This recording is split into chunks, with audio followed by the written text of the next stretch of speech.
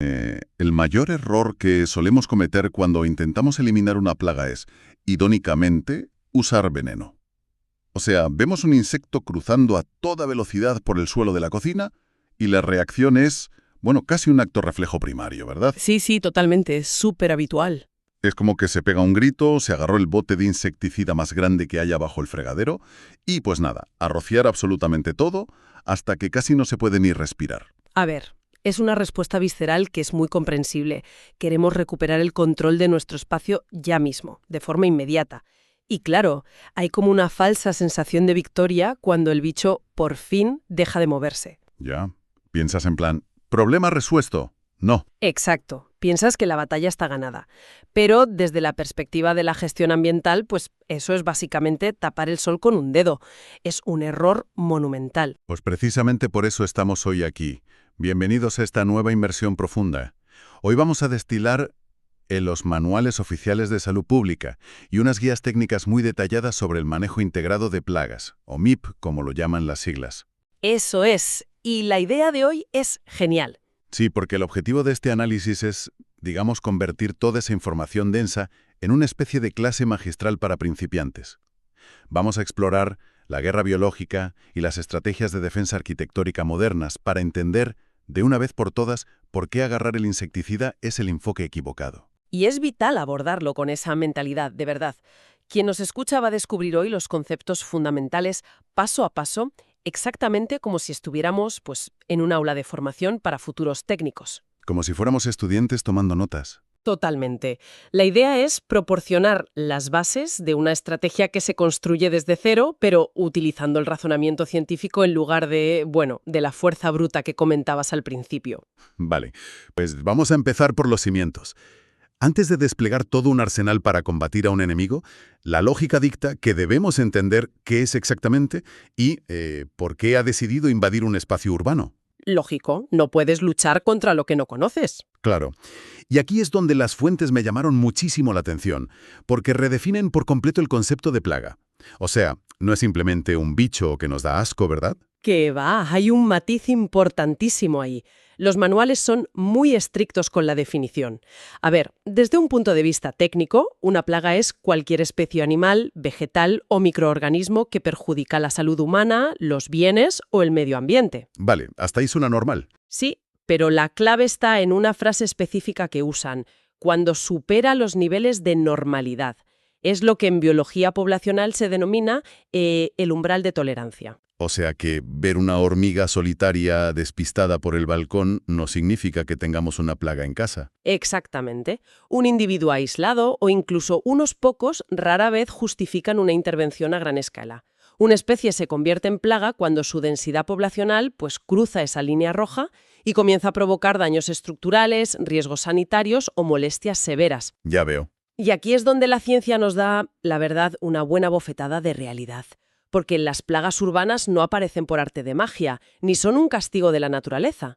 Son el resultado directo de los impactos y errores de la actividad humana. Eso me pareció súper fascinante al leer los documentos. Básicamente, nosotros somos los arquitectos de su ecosistema ideal. Totalmente. Se lo ponemos en bandeja. Es que los manuales señalan determinantes muy claros. Hablan de un saneamiento básico deficiente, que no es otra cosa que falta de limpieza general, o un ordenamiento ambiental desastroso como acumular basuras o dejar zonas verdes sin podar. Y sobre todo, nuestros propios comportamientos cotidianos que a veces ni nos damos cuenta. Claro, porque fíjate en la biología detrás de esos comportamientos. Cuando se dejan los platos, las cucharas y, no sé, las ollas con restos de comida en el fregadero durante toda la noche, no es solo una cuestión estética o de pereza. ¿Qué va? Para un insecto eso es otra cosa. Exacto. Tienen quimiorreceptores ultrasensibles capaces de detectar moléculas de carbohidratos y proteínas a una distancia tremenda. O sea, ese fregadero no es vajilla sucia. Es un buffet de 5 estrellas emitiendo señales luminosas de neón para ellos. Es una analogía perfecta. Es como organizar una fiesta masiva para desconocidos. Si se deja la puerta principal abierta de par en par, que serían, pues, las grietas en las paredes de un edificio, y se pone un banquete en el centro del salón, no nos podemos quejar cuando el edificio se llene de intrusos a las 3 de la mañana. Ya, y encima intrusos que no se quieren marchar, claro. Lógico. Les proveemos agua, comida, refugio y una temperatura perfecta, porque si van a ir, estamos alterando lo que los ecólogos llaman la capacidad de carga del entorno. Modificamos un espacio artificial para que pueda sostener biológicamente a miles de individuos. Ostras, claro. Y la cosa es que, si se eliminan esos factores humanos, la población simplemente colapsa porque el entorno ya no puede mantenerla. Vale, entonces, asumamos que la culpa es nuestra por haber creado ese paraíso terrenal. Llega el momento de actuar. Digamos que el estudiante de esta clase magistral asume su responsabilidad y quiere solucionar el problema. Bien, buen primer paso. Pero, paradójicamente, es aquí donde la mayoría de los novatos tropiezan y caen de bruces, ¿no? Sí, por el inmediatismo. Es el error número 1. Es decir, querer resultados ayer. Exacto. Ese impulso de ver una cucaracha e ir corriendo a comprar la bomba de humo más tóxica del supermercado, sin ningún tipo de criterio analítico previo. Y ese inmediatismo es una trampa enorme. Por eso, la primera regla inquebrantable de cualquier programa de manejo integrado es que el paso número 1 siempre, y digo siempre sin excepción, es la inspección técnica. O sea, investigar. Antes de siquiera pensar en cómo eliminarlos, hay que investigar a fondo. Es puro trabajo de detectives. Pero a ver, me voy a poner en el papel de abogado del diablo un momento. Si veo una infestación de moscas, digamos en una cocina industrial, ¿por qué no puedo simplemente fumigar y acabar con ellas al instante? ¿Qué busco exactamente en esa inspección técnica que me obligue a retrasar el exterminio? Es una pregunta clave, muy típica de principiante. A ver, si solo fumigas el espacio aéreo, estás matando a los adultos que vuelan en ese momento exacto, pero estás ignorando por completo el foco. Ya, te quedas en la superficie. Eso es. En la inspección lo que se busca es la localización milimétrica del origen, el tamaño real de la infestación, las rutas de ingreso y, súper importante, las áreas de refugio. ¿Y dónde se suele buscar todo eso? Pues en una cocina, por ejemplo, las guías indican que hay que revisar debajo de los palets, comprobar el interior de los motores de las neveras, porque ahí hay calor y humedad constantes. Hay que mirar si los desagües y alcantarillas carecen de rejillas, buscar grietas en los azulejos. Es un trabajo minucioso. Fíjate que usar insecticidas sin hacer esa inspección previa me suena, no sé, a tomar analgésicos muy potentes para una pierna rota, pero sin ni siquiera acudir a un hospital para que escayolen el hueso. Sí, tal cual. Estás adormeciendo el síntoma.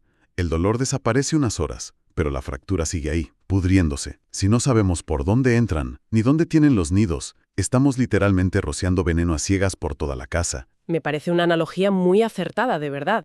El insecto visible es solo el síntoma, es, digamos, la fiebre de una edificación que está enferma. Qué buena forma de verlo. Y una vez que la inspección te revela por dónde entran y dónde se esconden, pasamos al siguiente paso lógico del protocolo, que es la identificación.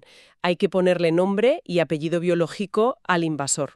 Y aquí es donde la clase magistral entra de lleno en el terreno de la biología pura y dura. Las fuentes insisten muchísimo en que conocer el ciclo de vida de la especie dicta la solución. O sea, no se puede luchar contra un enemigo cuya fisiología no se comprende. Y es fascinante ver cómo funciona esto en la práctica. Tomemos el ejemplo de las cucarachas que detallan los manuales.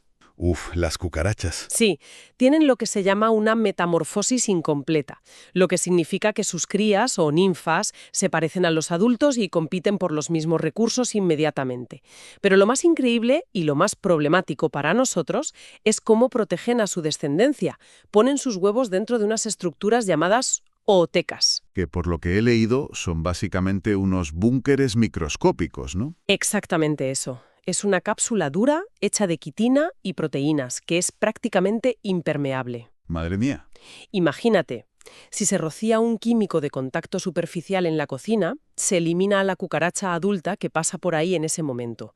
Pero esa ooteca que dejó escondida, no sé, detrás de la nevera, protege a los huevos de casi cualquier veneno. O sea que semanas después de la, entre comillas, exitosa fumigación, la ooteca eclosiona y surge una generación completamente nueva. Eso es. Por eso la química a ciegas fracasa estrepitosamente. Y luego los documentos hablan de las moscas, que tienen otro tipo de peligro. No es solo que sean molestas porque te zumban en la oreja. Transmiten virus y bacterias de forma mecánica, Sí, son vectores de enfermedades graves. porque su biología les permite posarse en material en descomposición y luego, pues, aterrizar tranquilamente en la comida que vamos a ingerir, transfiriendo patógenos a través de las vellosidades de sus patas y sus secreciones. Es asqueroso, la verdad. Es muy desagradable, sí. Y si cambiamos de especie, tenemos a los chinches de cama, cuyo comportamiento requiere un enfoque completamente distinto al de las moscas o cucarachas. Uy, los chinches, eso es de película de terror. Totalmente. Son fotofóbicos, es decir, evitan la luz a toda costa, por lo que solo salen a buscar alimento, que básicamente es sangre humana, durante la noche. Generalmente, además, justo antes del amanecer, para aprovechar nuestras emisiones de dióxido de carbono y el calor corporal. La verdad me da escalofrío solo de pensarlo. Dicen las fuentes que tienen un olor característico muy dulzón y delator cuando la infestación es grande, y que su forma aplanada les permite esconderse. Fíjate en esto, en el grosor de una tarjeta de crédito, Sí, se meten en cualquier sitio. en las costuras de los colchones, detrás de los rodapiés o hasta dentro de los enchufes. Claro, por tanto, si el técnico no sabe que el chinche se esconde en las grietas del somier y solo revisa el suelo, pues la inspección fracasa de nuevo. La biología de la plaga dicta el campo de batalla. Eso es fundamental entenderlo. Y una vez identificada la especie, el estudiante debe proceder al taponamiento o mejoramiento físico. Es la acción inmediata para hacer que el edificio sea a prueba de plagas. Que suena así como a un concepto de ingeniería muy complejo, pero en la práctica son, intervenciones súper mundanas. Hablamos de colocar mosquiteras en las ventanas, asegurar que las tuberías bajantes tengan mallas, instalar rejillas herméticas en los sifones, cosas así. Arreglar puertas que no cierran a ras de suelo, sellar con masilla o cemento cualquier agujero en la pared. Eso es. Pueden parecer medidas mundanas, sí, pero te aseguro que su impacto ecológico es masivo. El simple acto de rellenar una grieta en la pared con masilla es infinitamente más efectivo a largo plazo que inyectar el veneno más potente del mercado en esa misma grieta. A ver, tengo que hacer de escéptico de nuevo en este punto. Seamos realistas. Los edificios se asientan, se dilatan con el calor, surgen fisuras microscópicas constantemente. ¿Realmente se espera que vayamos por la vida buscando una grieta de 1 milímetro detrás del horno? Suena una batalla perdida desde el principio. Es una objeción muy válida, ¿eh? No podemos convertir una casa en un submarino hermético. Es imposible. Pero es que no se trata de obsesionarse con imperfecciones milimétricas en medio del pasillo. Se trata de identificar y sellar las vías de acceso críticas y las zonas de refugio en áreas de alto riesgo, como cocinas, baños y puntos de entrada de suministros. Ah, vale. ¿Priorizar zonas calientes? Exacto. El objetivo del sellado físico no es la perfección absoluta de la casa, sino alterar drásticamente la estructura para negarles el refugio seguro. Piensa que el químico se degrada, pierde efecto con la humedad y la luz solar. El cemento, en cambio, elimina la casa del insecto de forma permanente. Al tapar el refugio, literalmente se les deja a la intemperie. Me encanta esa forma de visualizarlo. Bien, entonces, con la edificación sellada y la plaga identificada, llega por fin el momento del control. Ahora sí. Y aquí el concepto que nos enseñan los manuales rompe con todo lo que solemos creer. El control no es sacar una escopeta y disparar a todo lo que se mueva. Es un abanico de opciones que deben desplegarse en un orden sumamente estricto, siempre de menor a mayor riesgo. Esa es la médula espinal del manejo integrado de plagas. El principio rector es alcanzar la eliminación o reducción al menor coste posible, y sobre todo con el mínimo riesgo para la salud pública y el medio ambiente. Por eso las técnicas se ordenan en una escalera lógica. Pues vamos a analizar esa escalera escalón por escalón para nuestra audiencia. El primero, la base que cualquier estudiante debe dominar antes de avanzar, es el control cultural y físico. Que engloba la modificación de los hábitos humanos, que decíamos antes, y el uso de barreras mecánicas. Lo cultural se refiere a la higiene extrema, la correcta rotación y disposición de la basura, no dejar alimentos expuestos, ese tipo de cosas. Y lo físico. Lo físico implica herramientas que no contaminan en absoluto. Usar trampas adhesivas, barreras mecánicas y lámparas de luz ultravioleta. Estas lámparas atraen a los insectos voladores hacia una trampa de captura sin liberar una sola molécula tóxica al aire. Vale, genial. Si escalón básico no es suficiente, subimos al segundo, el control etológico. Y este me voló la cabeza al leerlo porque, de verdad, parece ciencia ficción. Consiste en hackear el comportamiento natural del insecto mediante el uso de feromonas y repelentes. Es una estrategia brillantísima por su nivel de especificidad. A ver, las feromonas son sustancias químicas que los insectos secretan para comunicarse, por ejemplo, para atraer parejas reproductivas o marcar rastros hacia la comida, como hacen las hormigas. Sí, sí. Lo que hace el control etológico es sintetizar estas feromonas en un laboratorio. Al liberarlas en trampas específicas, se saturan por completo los receptores sensoriales de los insectos. Los vuelven locos, básicamente. Y literalmente, los machos de ciertas polillas, por ejemplo, se sienten tan abrumados por esta falsa señal química que no logran encontrar a las hembras reales, interrumpiendo todo su ciclo reproductivo de golpe. Y lo mejor de todo es que no afecta a ninguna otra especie. Es un hackeo cerebral biológico, pura y simplemente. Luego, en el tercer escalón tenemos el control biológico. Esto ya es introducir enemigos naturales directamente en el terreno de juego. Las fuentes aportan un ejemplo clarísimo para el control de mosquitos, que es el uso de una bacteria llamada Bacillus thuringiensis. Un clásico del control biológico. Pero, ¿cómo funciona exactamente esto sin que nos envenene a nosotros también de paso? Pues es un mecanismo de una elegancia letal, la verdad. Esta bacteria produce de forma natural unos cristales de proteínas tóxicas. Entonces, cuando se aplica en aguas estancadas donde se crían los mosquitos, las larvas se tragan estos cristales. Vale. Y ahora viene la magia bioquímica. El intestino de las larvas de mosquito tiene un pH alcalino muy específico que disuelve el cristal, liberando una toxina que literalmente perfora la pared de su sistema digestivo. ¡Ostras! Sí, las larvas mueren de inanición en cuestión de horas. Y para nosotros es inofensivo porque nuestra biología es distinta. Claro. Claro, el estómago humano, al igual que el de perros y gatos, es altamente ácido. Y además carecemos de los receptores específicos a los que se une esa proteína en concreto. Para nosotros es material inerte. Es un misil teledirigido exclusivo para esa plaga. ¡Qué maravilla! Lo que nos deja en el cuarto y último escalón, el fondo del barril, digamos. El control químico. El uso de plaguicidas sintéticos puros y duros. Y aquí los manuales se ponen extremadamente serios. Muy serio, sí. Advierten que los riesgos de intoxicación crónica, alergias y daños ecológicos son enormes si se hace sin conocimiento. Se subraya que jamás, bajo ningún concepto, se deben usar pesticidas agrícolas en entornos urbanos o domésticos. La severidad de los manuales está más que justificada en este punto. Estamos introduciendo neurotoxinas en el aire que respiramos y en las superficies que tocamos.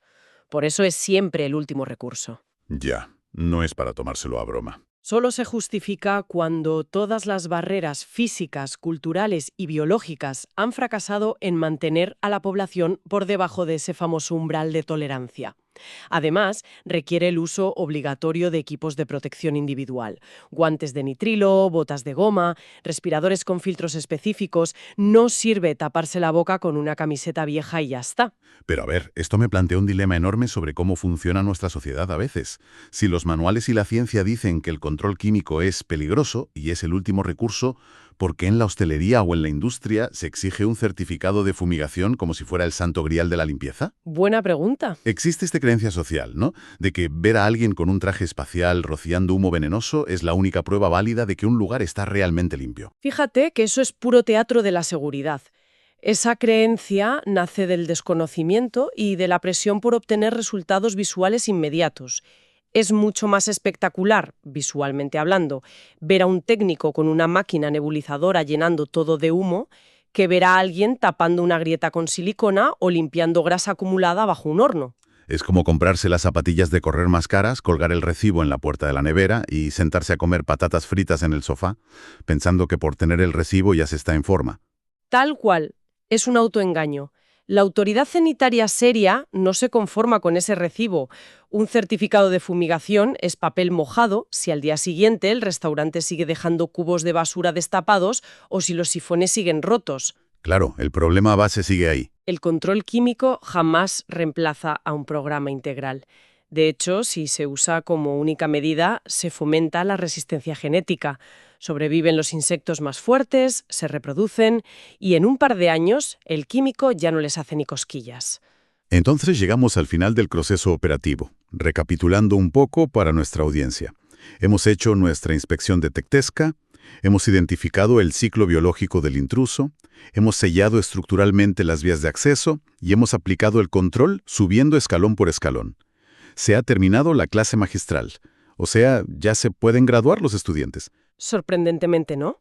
De hecho, si el proceso se detiene ahí, todo el esfuerzo y el dinero invertido habrán sido inútiles a medio plazo. Ah, sí, ¿qué falta? Falta el paso menos glamuroso, pero más crucial de todos, el seguimiento y la evaluación, o lo que en el sector se conoce como monitoreo continuo. La vigilancia perpetua. Los textos recalcan de manera casi obsesiva que todo sistema de manejo integrado tiene que estar documentado al milímetro. No vale con tener una idea general en la cabeza de lo que se hizo. Se exigen registros, tablas, gráficos.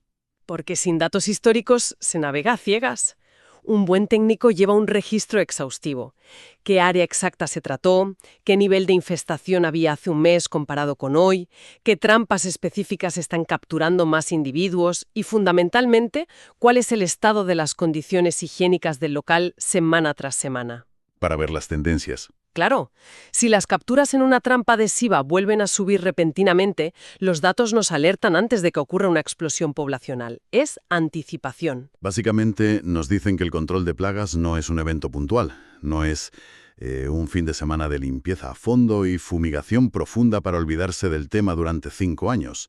Es un ciclo continuo basado en modificar constantemente la disponibilidad de los recursos básicos: luz, agua, temperatura y alimento.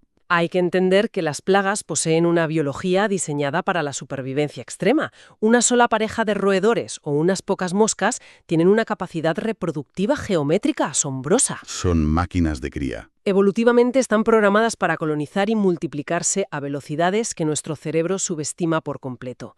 Por tanto, el éxito de un programa MIP no radica en un exterminio total y definitivo, que suele ser una utopía, sino en mantener constantemente activas las presiones ambientales que limitan esa supervivencia. Es un juego de desgaste puro. No se puede ganar mediante la fuerza bruta y el veneno momentáneo. Hay que ganarles la partida mediante el desgaste ecológico prolongado. Exactamente, desgaste ecológico. Esa es la esencia de una verdadera gestión inteligente. Alejarse de los parches tóxicos temporales y enfocarse en crear entornos que sean estructural y biológicamente hostiles para la plaga, protegiendo a la vez nuestra propia salud. Es un cambio de paradigma brutal, la verdad. Para quien nos escucha hoy, vamos a grabar a fuego en la memoria los pasos lógicos de este protocolo. Primero, abandonar la trampa del inmediatismo visceral y realizar una inspección técnica minuciosa para encontrar el origen. Segundo, identificar con precisión forense la biología y hábitos del enemigo. Muy importante eso. Tercero, ejecutar el taponamiento y mejoramiento físico para bloquear los accesos y destruir sus refugios. Cuarto, aplicar el control de manera escalonada, agotando primerísimo las medidas culturales, etológicas y biológicas antes de siquiera pensar en abrir un bote de plaguicida químico. Y quinto, establecer un monitoreo documentado, basado en datos constantes, para no ceder ni un milímetro del terreno ganado. Es un resumen impecable. Seguir ese proceso paso a paso es lo que separa a un simple aficionado armado con un aerosol de un verdadero profesional en salud pública. Sabes, después de desgranar toda esta información técnica, la biología, las feromonas, la arquitectura preventiva, resulta fascinante mirar hacia el futuro. Hemos comprobado que la evolución de estas especies es implacable y que el uso continuo de químicos solo engendra insectos más resistentes, creando una especie de carrera armamentística tóxica que francamente no podemos ganar. Es una carrera perdida. Todo esto invita a una reflexión profunda, fíjate. Es posible que el verdadero futuro de la salud urbana y el control de plagas no reside en los laboratorios de las empresas químicas, inventando moléculas cada vez más letales, sino en los estudios de arquitectura e ingeniería civil. Quizá la solución definitiva sea rediseñar nuestras ciudades, edificios y viviendas para que, desde los propios materiales y cimientos, sea biológica y estructuralmente imposible que una plaga pueda siquiera intentar convivir entre nosotros. Es para pensarlo. Hasta la próxima inmersión profunda.